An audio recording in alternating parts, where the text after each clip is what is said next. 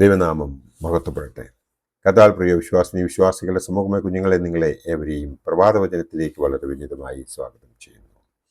നമ്മൾ എല്ലാവരും വളരെ ആഘോഷത്തോടുകൂടി ക്രിസ്മസ് ആചരിച്ചു കഴിഞ്ഞു.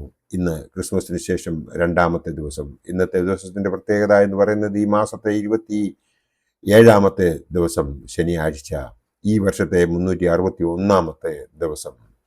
ഇന്നത്തെ ദിവസത്തിൻ്റെ പ്രത്യേകത എന്ന് പറയുന്നത് ശിശുവധ പെരുന്നാളായി, അതായത് 27/12/2025 നമ്മൾ ആചരിക്കുന്നു. ശിശുവധ പെരുന്നാൾ ആയിട്ട് ഈ ദിവസത്തെ നമ്മൾ ആചരിക്കുന്നു എന്ന് നമുക്ക് ഏവർക്കും അറിയാം.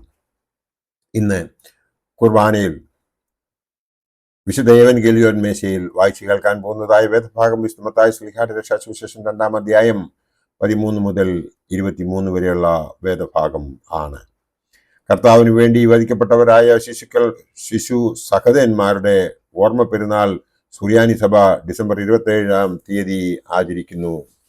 ശിശു സഹോദരന്മാരെ സുറിയാനി ഭാഷയിൽ ബിലോയോ ഷബ്രേ എന്ന് പരാമർശിക്കുന്നു. ദൈവദൂതന്റെ നിർദ്ദേശമനുസരിച്ച് യോസേപ്പ് മറിയാമിനെയും പൈതലായ യേശുവിനെയും കൂട്ടി മിസ്രൈമിലേക്ക് പോയി. കർത്താവിനെ കൊല്ലുവാൻ ആഗ്രഹിച്ച ഹെരോദാവിന് കർത്താവിനെ കുറിച്ച് കൃത്യമായ വിവരങ്ങൾ ലഭിച്ചിരുന്നില്ല. വിവരങ്ങൾ ലഭിക്കണമെന്ന് ഹെരോദാവ് വിദ്വാൻമാരോട് നിർദ്ദേശിച്ചിരുന്നുവെങ്കിലും അവർക്കുണ്ടായ അരുളപ്പാട് നിമിത്തം അവർ മറ്റൊരു വഴിയെ സ്വദേശത്തേക്ക് മടങ്ങിപ്പോയതായി മത്തായി ശ്ലീഹായുടെ രക്ഷാസുവിശേഷം 2-ാം അധ്യായം 7 മുതൽ 12 വരെയുള്ള വേദഭാഗം വായിക്കുമ്പോൾ നമുക്ക് മനസ്സിലാകുന്നുണ്ട്.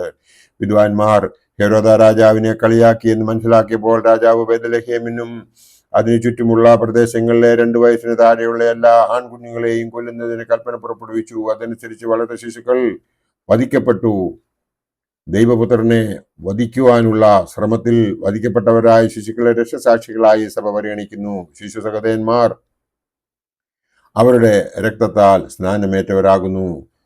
വധിക്കപ്പെട്ട ശിശു സഹോദരന്മാരുടെ വധത്തെ പരാമർശിച്ച് ഇപ്രകാരം രേഖപ്പെടുത്തിയിരിക്കുന്നു. രാമായിൽ ഒരു ശബ്ദം കേട്ടു, കരച്ചിലും വലിയ നിലവിളിയും തന്നെ. മത്തായി ശ്ലീഹായുടെ രക്ഷാസുവിശേഷം 2-ാം അധ്യായം 17-ാം വാക്യം.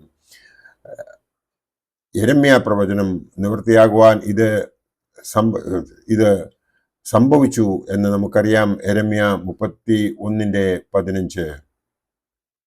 ക്രിസ്തുവുമായി ബന്ധപ്പെട്ട് പുതിയ നിയമത്തിലെ ആദ്യ കൂട്ടക്കൊലയാണിത് എന്ന് നമുക്ക് ഏവർക്കും അറിയാം. ഹെരോദാവ് മരിച്ചതിന് ശേഷം കർത്താവിന്റെ ദൂതൻ പ്രത്യക്ഷനായി ശിശുവിനെയും അമ്മയെയും കൂട്ടിക്കൊണ്ട് ഇസ്രായേൽ ദേശത്തേക്ക് പോകുവാൻ യോസേപ്പിന് നിർദ്ദേശമുണ്ടായി. മിസ്രൈമിൽ നിന്ന്, അതായത് ഈജിപ്തിൽ നിന്ന് ഞാൻ എൻ്റെ മകനെ വിളിച്ചു വരുത്തി എന്ന ഹോശയ പ്രവചനം അങ്ങനെ പൂർത്തീകരിക്കപ്പെട്ടു. ഹോശയ 11:1. ജാതികളുടെ ഗലീലയിൽ നിന്ന് ഒരു പ്രവാചകൻ വരികയില്ലെന്ന് അവർ വിചാരിച്ചിരുന്നു. യേശു ഗലീലയിലെ നസറേത്തിൽ വന്ന് പാർത്തു. കാരണം യഹൂദയിലെ അർക്കലയോസ് ഹെരോദാവിന് പകരം അവിടെ വാണിരുന്നു. നീതിമാനായ യോസേപ്പിനെ പ്രതിസന്ധികളെല്ലാം നിരന്തരം നയിക്കുന്ന ദൈവത്തെ കാണുവാൻ സാധിക്കും.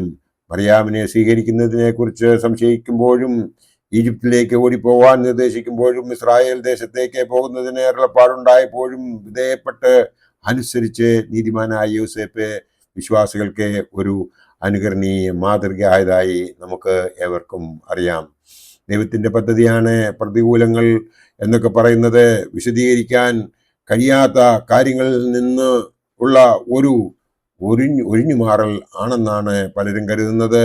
ആത്മീയ പക്വതയിലേക്ക് നയിക്കുന്നതിനുള്ള ഒരു മാർഗമാണ് കഷ്ടത എന്ന വസ്തുത സ്വീകരിക്കാൻ എളുപ്പമല്ല. ദൈവത്തിൻ്റെ പദ്ധതിയിൽ ആത്മീയ വളർച്ച ഉണ്ടാകണമെന്നുണ്ടെങ്കിൽ നാം ഓരോരുത്തരും ദൈവത്തിൻ്റെ ശക്തി എന്താണെന്ന് കൃത്യമായിട്ട് മനസ്സിലാക്കുകയും അവനിലേക്ക് നാം അടുക്കുകയും ചെയ്യണം. അങ്ങനെ അടുക്കുമ്പോഴാണ് നമുക്കിതൊക്കെയും കൃത്യമായി മനസ്സിലാക്കുന്നത് എന്ന് നാം കൃത്യമായി അറിഞ്ഞിരുന്നാൽ മാത്രം മതിയാകും. അതിനായി നാം ചെയ്യേണ്ടത് ദൈവപദ്ധതിയിൽ വിശ്വസിച്ച് അതിനുവേണ്ടി ക്ഷമയോടെ കാത്തിരിക്കുന്നതിന് ഒരു കാഴ്ചപ്പാട് ഉണ്ടാക്കേണ്ടതുണ്ട്. നീതിമാനായ യോസേപ്പിൻ്റെ ജീവിതാനുഭവം നമുക്ക് നൽകുന്ന ഒരു പാഠവും അത് തന്നെ ആണ്.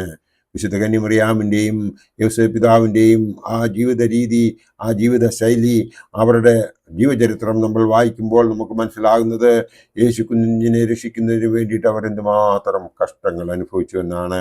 ആ കഷ്ടങ്ങളൊക്കെ അനുഭവിക്കും എന്നുള്ള വിവരം പഴയ നിയമത്തിൽ എടുത്ത് പറഞ്ഞിരിക്കുന്നത് നമ്മൾക്ക് ഏവർക്കും അറിയാം. ആ കാര്യങ്ങളൊക്കെയും നിവൃത്തിയാകുന്നതിന് വേണ്ടിയിട്ടാണ് പ്രകാരം സംഭവിച്ചതെന്നും നമുക്ക് ഏവർക്കും അറിയാം. എന്നാൽ കർത്താവായ യേശു ക്രിസ്തു കാണിച്ചു തന്നതായ ആ പാതയിലൂടെ നാം ഓരോരുത്തരും ജീവിക്കുവാൻ തയ്യാറാണെങ്കിൽ മാത്രമേ നമുക്ക് ഈ ലോക ജീവിതം സഫലമാക്കുവാൻ സാധിക്കുകയുള്ളൂ. ഈ ലോക ജീവിതം സഫലമാക്കുന്ന ഒരു വ്യക്തിക്ക് മാത്രമേ സ്വർഗരാജ്യത്തിൽ അവകാശിയാകുവാൻ സാധിക്കത്തുള്ളൂ. ഈ ലോക ജീവിതത്തിൻ്റെ സഫലത എന്ന് പറയുന്നത് ഒരുപാട് സ്വർണമോ ഒരുപാട് സ്വത്തോ വാരിക്കൂട്ടുന്നതല്ല എന്ന് നാം ഓരോരുത്തരും മനസ്സിലാക്കേണ്ടതുണ്ട്. ആത്മീയമായി വളരുന്നതിനും വിശ്വാസത്തോടുകൂടി പ്രാർത്ഥിച്ച് ദൈവത്തെ ഉള്ളിൽ സ്വീകരിച്ച ശക്തി കൊണ്ട് നല്ലൊരു ക്രിസ്ത്യാനിയായി ജീവിച്ച് ഈ ലോക ജീവിതം സഫലമാക്കുന്നതിനെ ആണ് ജീവിതത്തിൻ്റെ സഫലത എന്ന് പറയുന്നത്. ആയതിനാൽ ബാക്കിയുള്ള ജീവിതം നമുക്ക് ആത്മീയമായി ജീവിക്കുന്നതിന് വേണ്ടിയിട്ടും വിശ്വാസത്തോടുകൂടി പ്രാർത്ഥിച്ച് ദൈവത്തെ ഉള്ളിൽ സ്വീകരിച്ച ശക്തി കൊണ്ട് നല്ലൊരു ക്രിസ്ത്യാനിയായിട്ട് ജീവിക്കാൻ നമുക്ക് ശ്രമിക്കാം. ഈ വർഷം ഇതുവരെ എങ്ങനെ നമ്മൾ ജീവിച്ചു എന്നുള്ളത് ചിന്തിക്കാതെ അതിനെ ഒന്ന് അനലൈസ് ചെയ്ത് നമ്മൾ ഇതേവരെ ചെയ്തതായ തെറ്റുകളെയൊക്കെയും ഇനി ഞാൻ ആവർത്തിക്കുകയില്ല എന്നുള്ളൊരു തീരുമാനം എടുത്തുകൊണ്ട് പുതിയ ജീവിതത്തിലേക്ക് നമുക്ക് കടക്കുന്നതിന് വേണ്ടിയിട്ട് 2026 ഉപകരിക്കാം. ജനുവരി 1 മുതൽ നമ്മളൊരു പുതിയ മനുഷ്യനായി ഒരു നല്ല ക്രിസ്ത്യാനിയായി ജീവിക്കുവാൻ ദൈവം നമ്മളെ എല്ലാവരെയും അനുഗ്രഹിക്കട്ടെ എന്ന് പ്രാർത്ഥിച്ചുകൊണ്ട് എൻ്റെ വാക്കുകൾ ഇവിടെ ഉപസംഹരിക്കട്ടെ. നന്ദി, നമസ്കാരം.